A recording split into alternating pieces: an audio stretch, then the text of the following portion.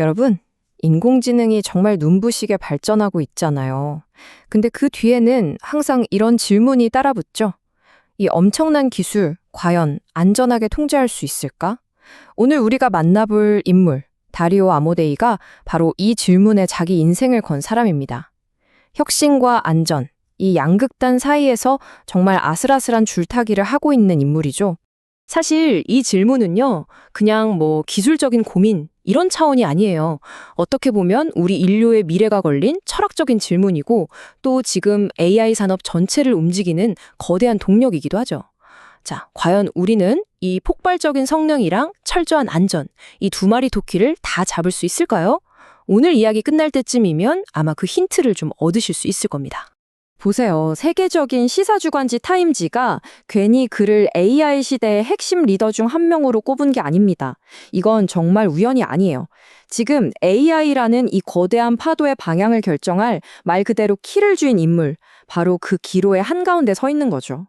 자, 그렇다면 그는 대체 어떻게 이 엄청난 질문에 대한 답을 찾아 나서게 됐을까요? 지금부터 그의 여정을 한번 쭉 따라가 보죠. 이 AI라는 복잡한 문제를 풀기 위해서 그가 걸어온 길은요, 보통의 공학자들하고는 시작점부터가 좀 달랐어요. 아주 특별했죠. 와, 이 이력서를 보면요, 진짜 여러 사람 걸 합쳐놓은 것 같아요. 칼텍에서는 우주의 근본 원리를 파고드는 물리학을 공부했고요. 프린스턴에서는 또 엄청나게 복잡한 생명 시스템을 연구했죠. 그리고 스탠포드에서 드디어 인간의 뇌, 그러니까 신경과학이랑 AI를 딱 연결시킨 겁니다. 생각해보세요. 세상의 법칙, 물리학, 그리고 살아있는 지능이 어떻게 돌아가는지, 신경과학, 이 두 가지를 모두 꿰뚫고 있었던 거예요. 그러니까 인공지능이라는 새로운 지능체를 누구보다 깊이 이해할 완벽한 준비가 끝난 셈이었죠. 핵심이 바로 이거예요. 그는 인간의 뇌, 즉 자연산 지능과 AI, 인공지능의 설계도를 둘 다 꿰고 있었다는 거죠. 이게 비유하자면 최첨단 자동차 엔진을 설계하는 사람이 동시에 말의 생태나 습성까지 완벽하게 이해하고 있는 거랑 같아요. 덕분에 AI의 엄청난 잠재력뿐만 아니라 우리가 예측하지 못하는 위험까지도 꿰뚫어 볼 수 있는 그런 독보적인 시각을 갖게 된 겁니다. 자, 이제 이야기는 실리콘밸리로 AI 혁명의 심장부라고 할 수 있는 오픈 AI로 옮겨갑니다. 그 당시 오픈 AI는요, 정말 세상을 바꿀 기술을 만든다는 흥분과 열기로 가득한 곳이었어요. 바로 그 한복판에서 그는 기술을 만드는 개발자이면서 동시에 그 기술의 위험을 경고하는 비판가라는 이 두 가지 역할을 동시에 하게 됩니다. 오픈 AI에서 그의 역할은 그냥 핵심 그 자체였어요. 우리가 잘 아는 GPT-2, GPT-3 개발을 이끌었으니까요. 특히 그가 개척한 RARF라는 기술이 정말 획기적이었는데 이게 뭐냐면 아주 쉽게 말해서 AI한테 이건 잘했어, 이건 틀렸어 이렇게 인간이 직접 가르쳐서 AI를 길들이는 방법이에요. 그런데 정말 아이러니하게도 자기가 직접 만든 이 강력한 고삐가 언젠가는 풀려버릴 수도 있겠구나 하는 걸 누구보다 먼저 깨닫게 된 거죠. 그리고 바로 이 불안감이 그의 운명을 바꿀 거대한 균열의 시작이었습니다. 네, 바로 이 지점에서 그의 신념을 송두리째 뒤흔드는 고민이 시작됩니다. 그의 커리어에서 가장 중요한 운명의 갈림길에 서게 된 거죠. 그때 실리콘밸리 분위기가 어땠냐면요. 일단 빨리 만들고 문제는 나중에 생각하자. 이게 거의 규칙이었어요. 속도가 모든 것이었죠. 하지만 아모데이는 생각했어요. 이거 브레이크 없는 자동차를 만드는 거랑 뭐가 다르지? 속도, 혁신이라는 거대한 물결 앞에서 그는 안전만큼은 절대 타협할 수 없는 가치라고 믿었던 겁니다. 결국 모두가 예스를 외칠 때 혼자서 아니라고 말하는 길을 선택하게 된 거죠. 결국 그는 자기가 몸담았던 오픈 AI를 떠나기로 결심합니다. AI의 안전을 보는 시각 차이가 이건 도저히 좁힐 수가 없었던 거예요. 그리고 자신과 뜻을 같이 하는 동료들, 또 자기 비전을 누구보다 믿어준 여동생 다니엘라와 함께 완전히 새로운 도전을 시작하죠. 그렇게 오로지 안전한 AI, 이 단 하나의 목표를 위해서 자신들만의 길을 가는 회사 엔스트로픽이 세상에 나오게 됩니다. 자, 그렇다면 그가 세운 이 새로운 회사 엔스로픽은 대체 뭐가 다른 걸까요? 지금부터 이들이 AI 업계 판을 어떻게 바꾸고 있는지, 어떻게 보면 좀 급진적이기까지 한 안전 제일주의 전략의 비밀을 한번 들여다보겠습니다. 바로 이 모습이 그의 결심이 만들어낸 결과물입니다. 더 빠르게가 아니라 더 바르게 가자고 외치는 사람들이 모여서 AI 개발의 새로운 역사를 써내려가고 있는 바로 그 현장인 거죠. 좋습니다. 그럼 엔스로픽은 이 안전 우선이라는 비전을 어떻게 현실로 만들고 있을까요? 그들이 찾아낸 방법은 정말 독특하고 혁신적인데요. 바로 AI에게 일종의 헌법을 만들어주는 겁니다. 엔스로픽 기술의 심장이 바로 이 헌법적 AI라는 건데요. 예전처럼 인간이 옆에 붙어서 이건 되고 저건 안 돼 하고 하나하나 가르치는 방식, RLHF하고는 차원이 달라요. 아예 AI 내부에다가 절대 인간에게 해를 끼치면 안 된다 같은 아주 근본적인 대원칙, 즉 헌법을 심어버리는 거죠.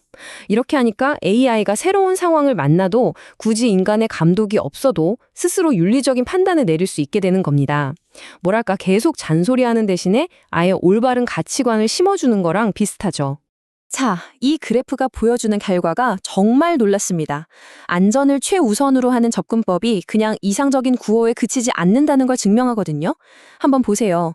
2025년 말 기준으로 기업용 AI 시장에서 엔스로픽이 무려 32% 점유율로 그 강력한 경쟁자 오픈 AI를 앞질렀습니다.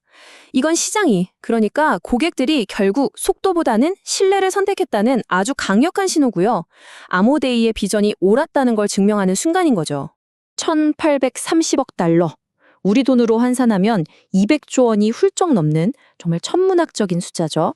이게 바로 2025년에 평가받은 엔스로픽의 기업 가치입니다. 안전한 AI라는 비전이 얼마나 거대한 경제적 가치를 만들어낼 수 있는지, 시장이 얼마나 엄청난 신뢰를 보내고 있는지를 딱 보여주는 숫자라고 할 수 있겠습니다. 엔스로픽의 성공은 이게 다가 아닙니다.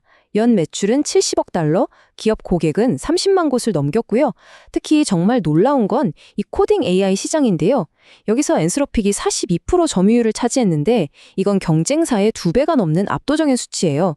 그러니까 개발자들이 먼저 그들의 안정성과 신뢰성을 알아보고 선택했다는 뜻이죠. 자, 지금까지는 그의 성공 스토리를 쭉 살펴봤는데요. 이제는 그가 그리는 더 큰 그림, 바로 미래에 대한 이야기를 좀 해볼까 합니다. 왜냐하면 그의 통찰은 단순히 한 회사의 비전을 넘어서 AI와 함께 살아갈 우리 모두의 미래와 아주 직접적으로 연결되어 있거든요. 그는 지금 AI 시대를 아주 재미있는 표현으로 켄타우로스 단계라고 부릅니다. 신화에 나오는 반인반마 있죠? 그것처럼 지금은 인간과 AI가 하나로 합쳐졌을 때 가장 강력한 힘을 내는 시대라는 뜻이에요. 예를 들면 의사가 AI 도움으로 진단 정확도를 확 높인다거나 작가가 AI랑 같이 아이디어를 발전시키는 것처럼 말이죠. 아직은 AI가 인간을 대체하는 게 아니라 인간의 능력을 몇 배로 증폭시켜주는 최고의 파트너라는 의미입니다. 하지만 그는 경고합니다. 이 켄타우로스의 시대가 영원히 계속되지는 않을 거라고요. 지금 보시는 것처럼 우리 앞에는 두 갈래의 길이 놓여 있습니다. 한쪽은 인간과 기계가 멋지게 협력해서 새로운 가능성을 여는 유토피아. 다른 한쪽은 자동화의 물결에 일자리를 잃고 헤매는 디스토피아. 어느 쪽으로 갈지는 바로 지금 우리의 선택에 달려 있다는 거죠. 그의 경고는 그냥 막연한 게 아니에요. 5년이라는 아주 구체적인 시간표까지 제시하거든요. 앞으로 5년 안에 데이터를 정리하거나 자료를 찾는 것처럼 법률이나 금융 분야 신입사원들이 하던 일들, 그중 절반 정도가 AI의 영향을 받을 수 있다는 겁니다.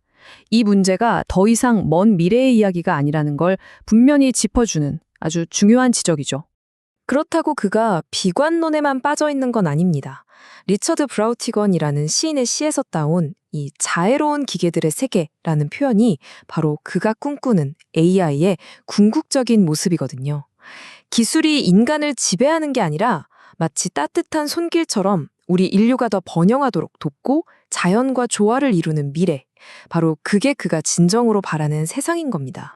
바로 이 대목에서 그의 리더십이 어떤 건지 제대로 드러납니다. 인프라에 500억 달러, 어마어마한 돈이죠. 이걸 투자하겠다는 대담한 비전을 보여주면서도 동시에 성장 예측이 딱 1년만 빗나가도 우리 회사 망할 수 있습니다라는 냉혹한 현실을 솔직하게 인정하거든요. 꿈은 원대하게 꾸지만 두 발은 철저하게 현실을 딛고 서 있는 거죠. 이게 바로 진짜 리더의 모습이 아닐까 싶습니다. 자, 이제 오늘 이야기를 마무리하면서 맨 처음 던졌던 질문으로 다시 돌아가 보죠. 혁신이냐, 안전이냐? 우리는 정말 이 둘 중 하나를 포기해야만 할까요? 다리오 아모데이는 단호하게 아니라고 말합니다. 오히려 더 안전한 길이 결국에는 더 빠르고 더 위대한 혁신으로 이어진다는 걸 지금 몸소 증명해내고 있죠. 여러분은 어떻게 생각하시나요? AI의 미래는 어쩌면 이 질문에 대한 우리 모두의 대답에 달려 있을지도 모릅니다.